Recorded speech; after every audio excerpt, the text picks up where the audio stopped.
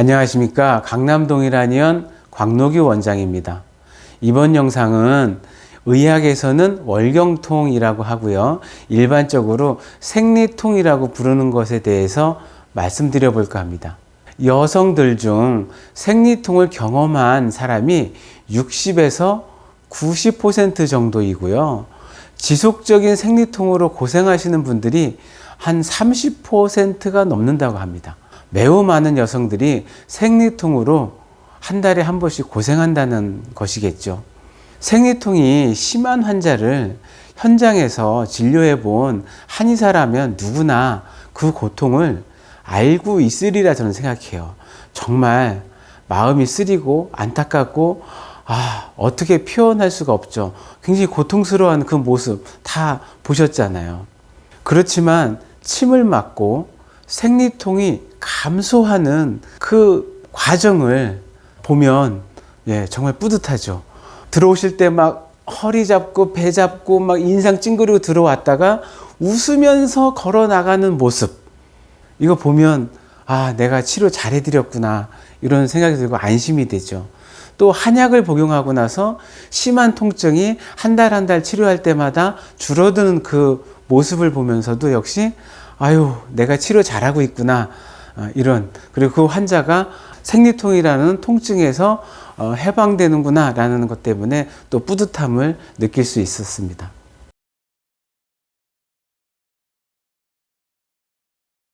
자, 월경곤란증 혹은 월경통, 우리가 흔히 말하는 생리통에는요, 두 가지 종류가 있습니다.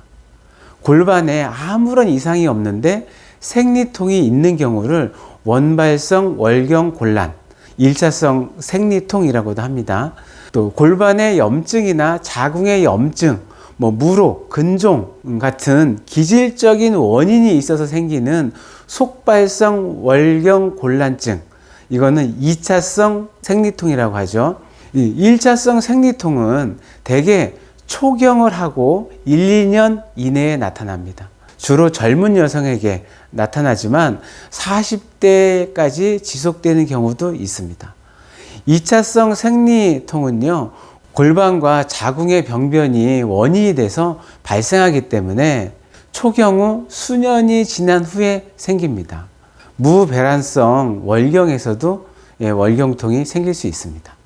요즘은요, 과도한 스트레스로 인해서 자궁이 불규칙 운동을 하거나 심한 긴장으로 인해 생기는 경우가 사실은 더 많은 것 같아요. 현대 여성의 생리통은 대부분 스트레스와 밀접한 관계를 가지고 있거든요. 스트레스의 강도에 따라서 생리통의 강도, 경중도 달라지더라고요. 자, 대개 생리 시작 몇 시간 전이나 생리 시작 직후에 통증이 시작되어서 48시간 혹은 72시간까지 지속이 됩니다. 이틀, 3일 지속되는 게 장난 아니죠? 자, 통증은 방광 위쪽에서 출산할 때처럼 진통과 비슷한 양상으로 느껴집니다. 그리고 이 통증이 허리나 꼬리뼈, 허벅지, 아랫배, 심지어는 가슴 통증까지 다양한 곳으로 퍼져서 나타나는 경우도 많죠. 이것과 함께 미식거리거나 토하거나 복통, 때로는 설사, 또 반대로 변비가 심해지는 이런 소화기 증상들이 같이 나타나는 경우도 사실은 되게 많아요. 이러한 생리통이 생겼을 때 진통제를 복용합니다. 다 아시죠? 타이레놀, 펜잘, 사리돈 등등 여러 가지 진통제, 그 중에 나한테 맞는 거 선택해서 드시잖아요. 생리통이 가벼우면 생리 첫날에 한 알 정도 복용하고 지나가는 경우가 있고요. 심한 통증이 있는 경우에는 일상생활을 하기가 굉장히 어렵기 때문에 첫날부터 둘째 날까지 진통제를 3알에서 5알까지 복용하는 분들도 있습니다. 이렇게 진통제에 의존하여 매달 통증만을 가라앉히면서 치료 없이 시간을 오랫동안 보내게 되면 자궁질환의 원인이 되거나 난임으로 이어지는 경우도 간혹 있어요. 그러므로 생리통을 일으키는 원인을 치료를 하게 되면 이런 자궁질환이나 난임까지 이어지는 것을 막을 수 있겠죠.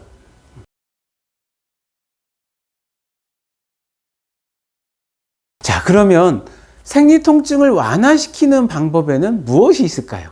사실 생리통증이 아주 심할 때는 일상생활을 잠시 멈추고 생리휴가를 내서 집에서 편안하게 누워서 쉬는 것이 가장 좋습니다. 그렇지만 현실적으로 쉴 수 있는 분이 많지는 않습니다. 그래서 직장이나 학교에서 배꼽 아래쪽 배에 뜨거운 찜질을 해주면 통증이 완화되는 간단한 민간요법을 쓰는 경우가 많습니다. 또는 따뜻한 차를 마셔도 뱃속이 훈훈해지면서 통증이 완화되는 효과가 있습니다. 따뜻한 차를 마시라고 카페인이 있는 커피나 녹차 등을 마시면 안 될 것 같아요. 왜냐하면 카페인은 자궁을 수축할 가능성이 있기 때문에 통증이 더 증가하게 됩니다. 그래서 카페인이 들어있는 음료는 따뜻한 차라고 할지라도 드시지 않는 게 좋겠습니다. 그리고 만약에 시간이 좀 되시고 통증이 너무 심하신 분들은 한번 가까운 한의원을 방문해서 침 치료를 한번 받아보세요. 침을 맞고도 생리통이 완화됩니다. 100% 통증이 없어진다고 장담은 절대 못하지만 50에서 60% 정도는 정말로 통증이 줄어듭니다. 진통제 복용 없이요, 통증을 완화시킬 수 있는 방법입니다.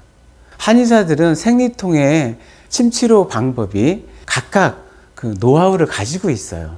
그래서 근처 한의원에 가시면 그 한의사 분들께서 생리통을 줄이는 침치료를 다 하실 수 있습니다.